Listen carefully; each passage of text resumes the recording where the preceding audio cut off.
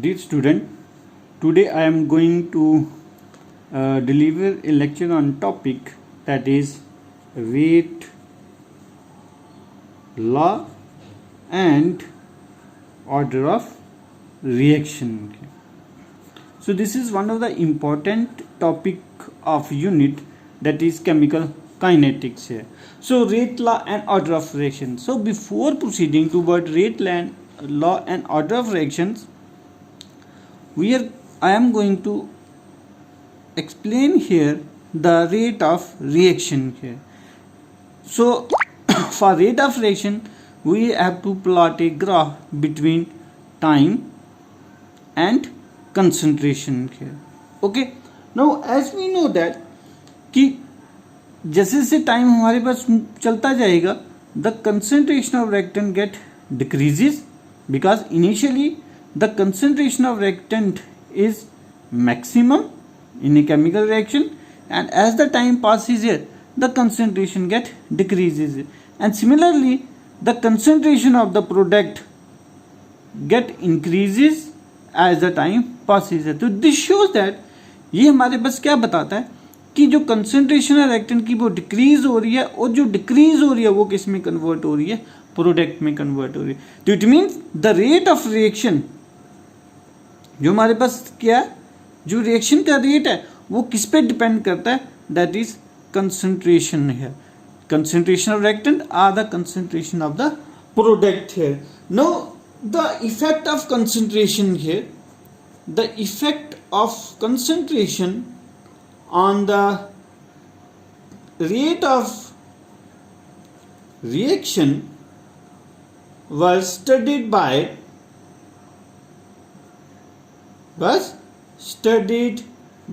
Goldberg and Baig here. So Goldberg and Baig give a classification about how the concentration will affect the rate of reaction here, and from here they have derived a law that is called as law of mass action here. According to this law of mass action, what we say that for a general reaction,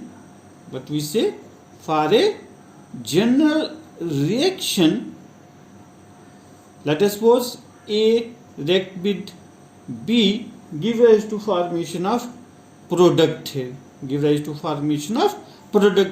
Where small a and small b are generally called as the molar concentration coefficient of reactant A and B here. ये क्या बताएगा हमारे पास कि जो A और B हमारे पास, they are called as the molar concentration coefficient here. ठीक है. Now अगर हम इसका रेट ऑफ रिएक्शन की बात करेंगे तो वो किसकी होगा, directly proportional to concentration of A raise to power A and concentration of B raise to power B. Are rate is equal to K concentration of A raised to power A and concentration of B raised to power B here.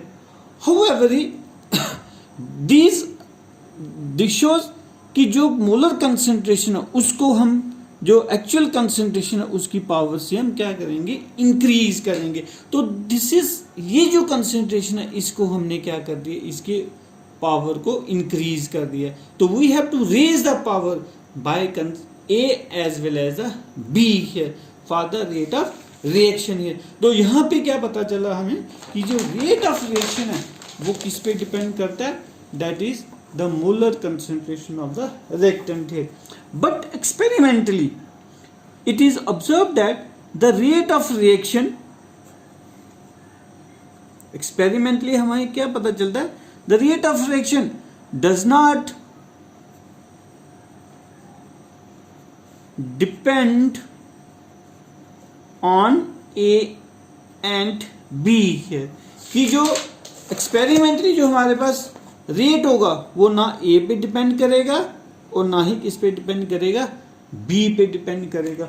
So at that case here जो rate होगा they are consider to be different है.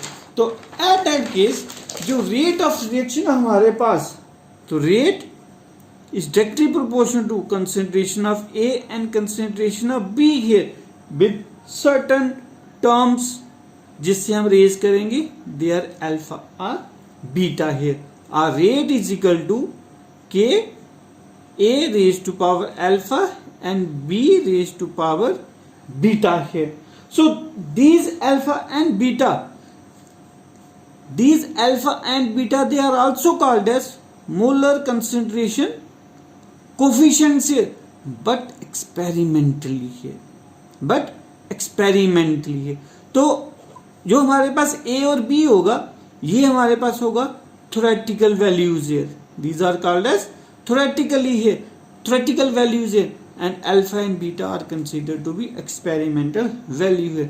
तो कहता है कि जब भी हमारे पास कोई केमिकल रिएक्शंस होती हैं उनकी जो मोलर कंसंट्रेशन होती है इट डज नॉट मीन्स कि वो उसी पे डिपेंड करेगा। मोलर कंसंट्रेशन मीन्स जैसे N2 plus 3 time hydrogen what we get 2 time ammonia, and this is 1 mole, this is 3 mole, and these are called as the molar concentration coefficient से। ये हमारे पास है मोलर कंसंट्रेशन कोफिशिएंट। तो इस case में जो rate होगा वो किस पे डिपेंड करेगा N2 and H2 raise to power 3 के।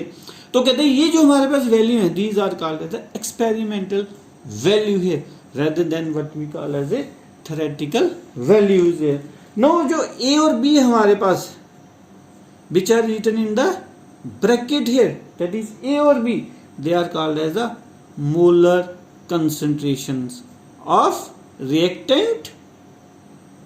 कौन कौन से रिएक्टेंट होंगे A and B है। तो मैंने आपको पहले बताया कि जब भी हमारे पास कंसंट्रेशंस को हम स्क्वायर ब्रैकेट में लिखेंगे तो then they becomes the molar concentration है। तो केमिस्ट्री में जब हम इन चीज़ों को स्क्वायर ब्रैकेट से रिप्रेजेंट करते हैं तो वो हमारे पास क्या बन जाता है, इसका मोलर कंसंट्रेशन है। Now this equation is called as rate law equation here. इसको हम क्या कहेंगे, that is rate law equation here. So in rate law equation the constant which is K, जो कांस्टेंट है यहां पे हमारे पास K, this is called as the velocity constant है। इसको हम क्या कहते हैं, वेलोसिटी कांस्टेंट और रेट कांस्टेंट है। जहां तो इसको हम वेलोसिटी कांस्टेंट कहेंगे, जहां रेट कांस्टेंट कहेंगे। तो that means the rate of reaction here is equal to velocity constant. कब, जब आपके पास A and B that is concentration of A and B is equal to 1 के, तो rate of reaction becomes equal to the velocity constant और rate constant है। तो हम क्या करेंगे, rate of reaction is equal to, और you can say the velocity constant और rate constant is equal to the rate of reaction when the molar concentration of reactant is taken to be unity है। तो ये दोनों आपके पास equal हो जाएंगे जब आपके पास ये क्या होगा, A और B आपके पास क्या हो जाएंगे, 1 बन जाएगा।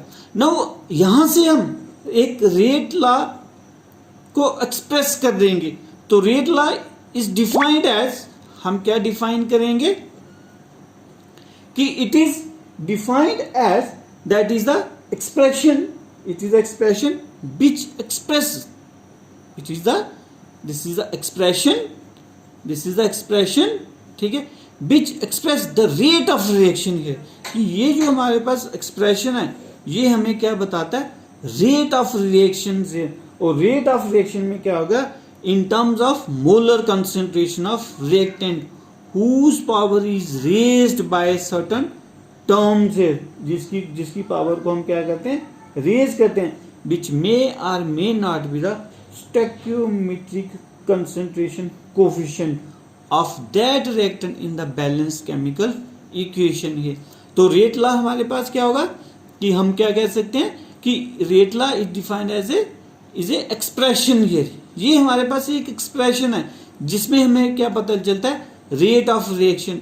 और रेट ऑफ रिएक्शन के अंदर हमारे पास क्या होगा, किस फॉर्म में होगा, in terms of the molar concentration coefficient terms है, जिसको हम सर्टन पावर के साथ करेंगे, रेज करेंगे, बढ़ाएंगे।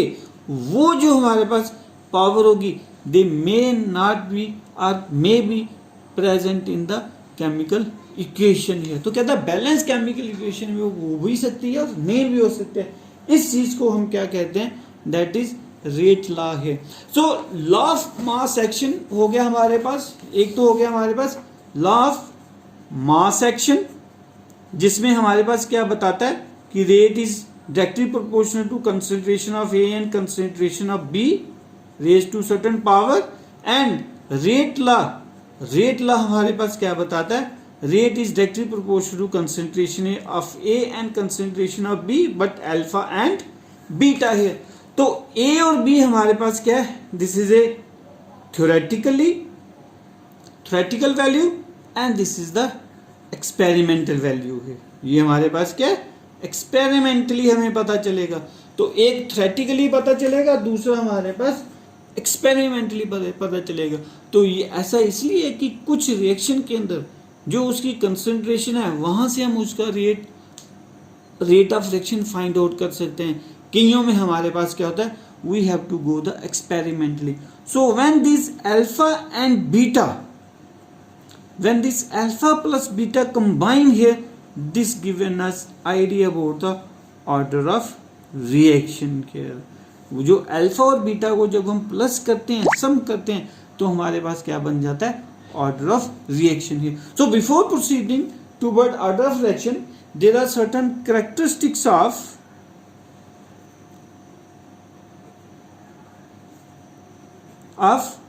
रेट कांस्टेंट है। तो रेट कांस्टेंट के कुछ हमारे पास करेक्टरिस्टिक्स हैं। रेट कांस्टेंट के करेक्टरिस्टिक्स हमारे पास क्या कहते हैं कि rate constant is the measure of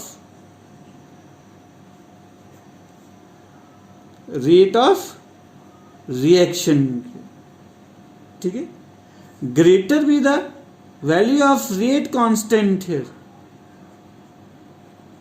higher is the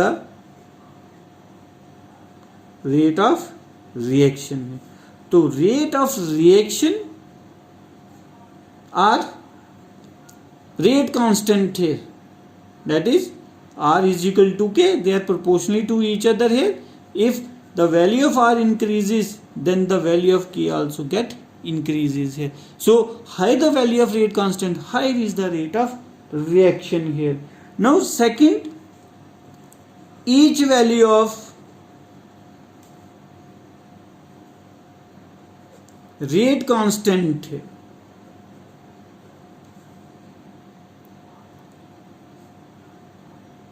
has a definite value at particular temperature। तो हम क्या कहेंगे कि एक पर्टिकुलर टेम्परेचर के ऊपर जो रेट कांस्टेंट की वैल्यू होगी वो डेफिनेट होगी, ठीक है। And with the change of temperature, with the change of temperature, the rate constant value, the K changes। तो अगर हमारे पास टेम्परेचर डिफरेंट होगा तो रेट कांस्टेंट की वैल्यू भी क्या होगी, हमारे पास डिफरेंट होगी।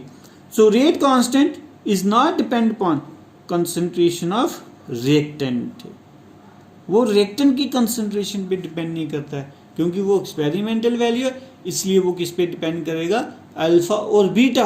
अल्फा और बीटा हमारे पास वो कंसंट्रेशन कोफिशिएंट है जिसको हम कंसंट्रेशन टर्म्स से रेज करते हैं, ठीक है। चाहे आपके पास इक्वेशन बैलेंस है, चाहे इक्वेशन आपके पास बैलेंस नहीं है, ठीक है। और थर्ड जो हमारे पास के इज डिपेंड्स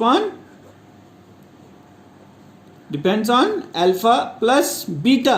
तो अल्फा और बीटा के हमारे पास ऑर्डर ऑफ रिएक्शन है। तो रेट कांस्टेंट जो हमारे पास है वो किस पे डिपेंड करता है, ऑर्डर ऑफ रिएक्शन के ऊपर। तो रेट कांस्टेंट के जो यूनिट होंगे वो भी हमारे पास कहां से निकलेंगे, that is order of reaction से।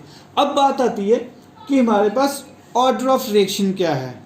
सो what is order of reaction है। सो ऑर्डर ऑफ रिएक्शन को हम डिफाइन कर सकते हैं, it is defined as the sum of exponents terms are powers to which the molar concentration of the rate law expression are raised to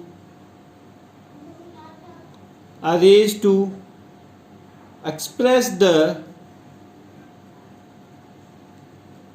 observed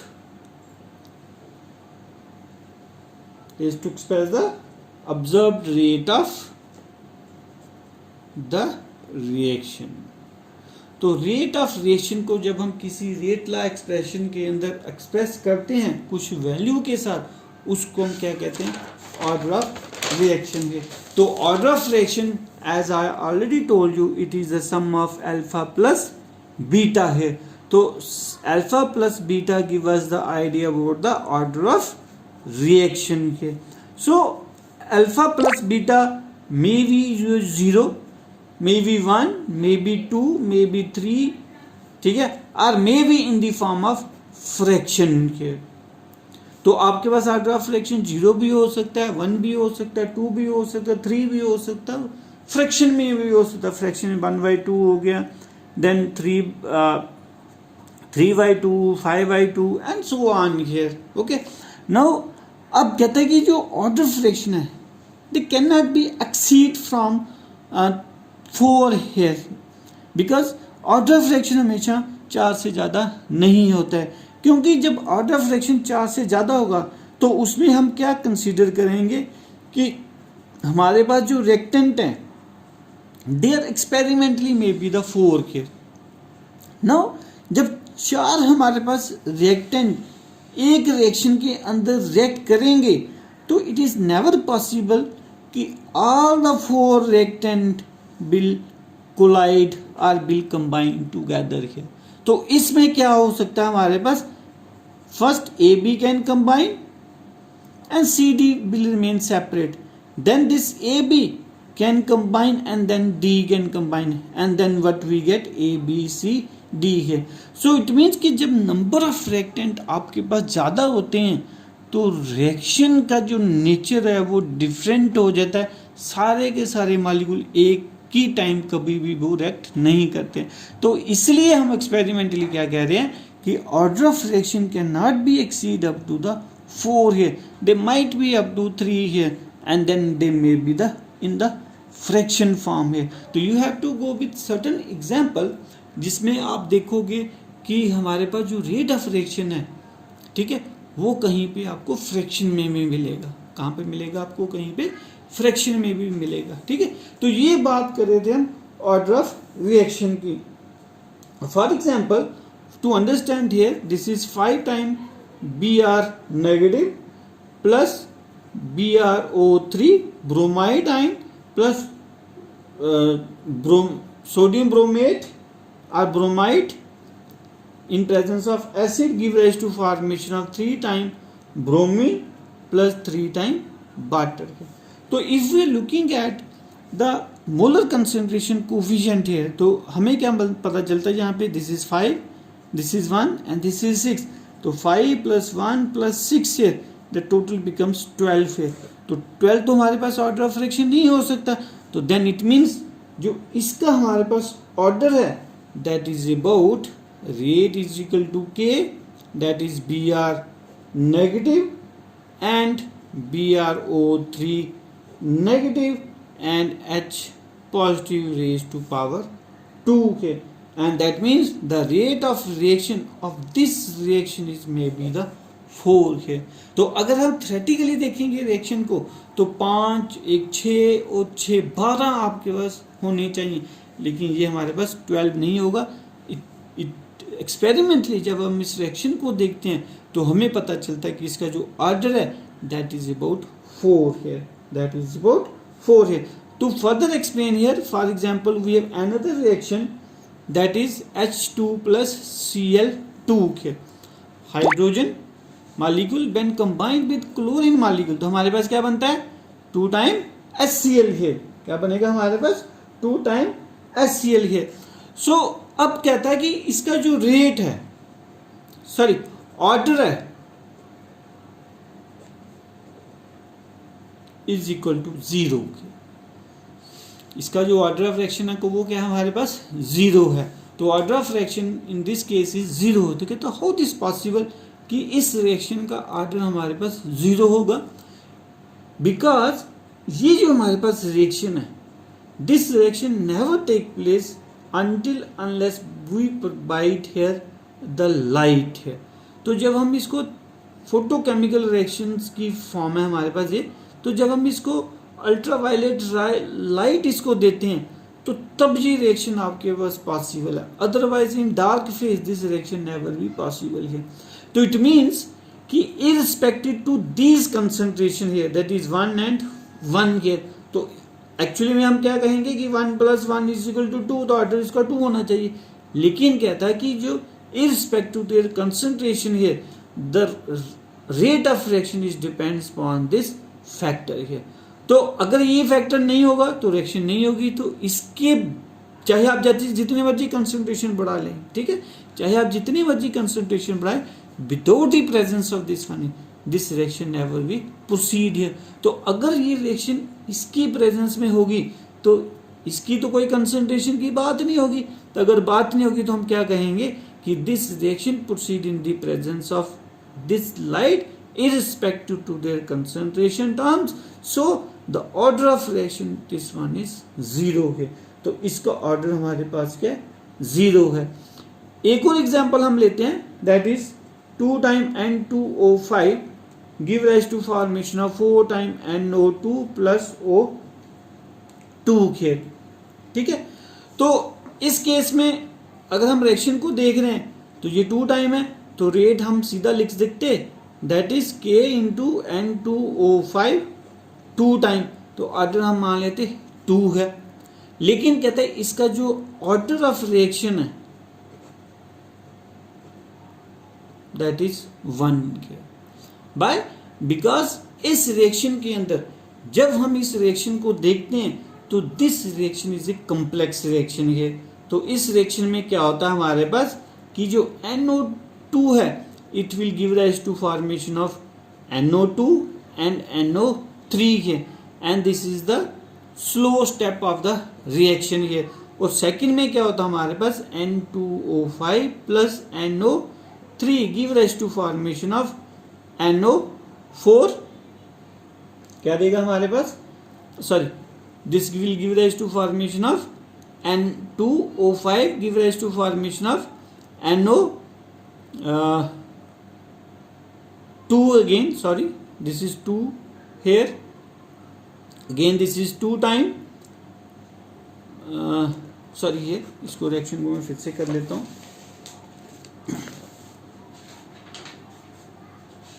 इस reaction जो हमारे पास होती हैं इन रिएक्शंस को हम कहते हैं कॉम्प्लेक्स रिएक्शन। क्या कहते हैं इनको हम, कॉम्प्लेक्स रिएक्शन। कि आपके पास क्या है N2O5 give rise to formation of NO2 plus NO3 here, and this N2O5 plus NO3 give rise to formation of 3 time NO2 plus O2 here, ठीक है। तो ये हमारे पास एक स्टेप ये हो गया, दूसरा स्टेप हमारे पास ये हो गया। और इस केस में रिएक्शन हमारे पास स्लो है और इस केस में रिएक्शन हमारे पास फास्ट है। तो ओवरऑल रिएक्शन जब हम देखेंगे तो हमारे पास क्या है 2 time NO4 3 + 1 4 time NO2 and O2। ये वही रिएक्शन है जो हम स्टार्टिंग में रिएक्शन को देख रहे थे। तो इस तरह से जो रिएक्शन है हमारे पास it is fragmented into 2 part here, and this type of reactions are called as the complex reaction, and every step of the complex reaction is called as the elementary reaction here, ठीक है। और elementary reaction में जो reaction हमारे पास slow होती है, the reaction which are moving with or which are progress in slow rate here, and that step determine the rate of the reaction here। तो rate of reaction जो हमारे पास होगी determined with the slowest step of the reaction. तो slowest step of the reaction give us an idea about the rate of reaction. तो slow step में कितने molecule हमारे पास? एक, इसलिए हम क्या कहेंगे? The rate of the order of this reaction here, that is alpha plus beta here, that is equal to 1 here. The order of reaction is equal to 1 here. तो ये सिर्फ 1 पे डिपेंड करेगी rather than the other molecule here, rather than the other molecule. तो इसलिए हमारे पास कुछ ऐसी रिएक्शंस हैं जिनका ऑर्डर हमारे पास 1 है, किसी का 0 है, किसी का सेकंड है, किसी का थर्ड है. ठीक है. Okay, thank you.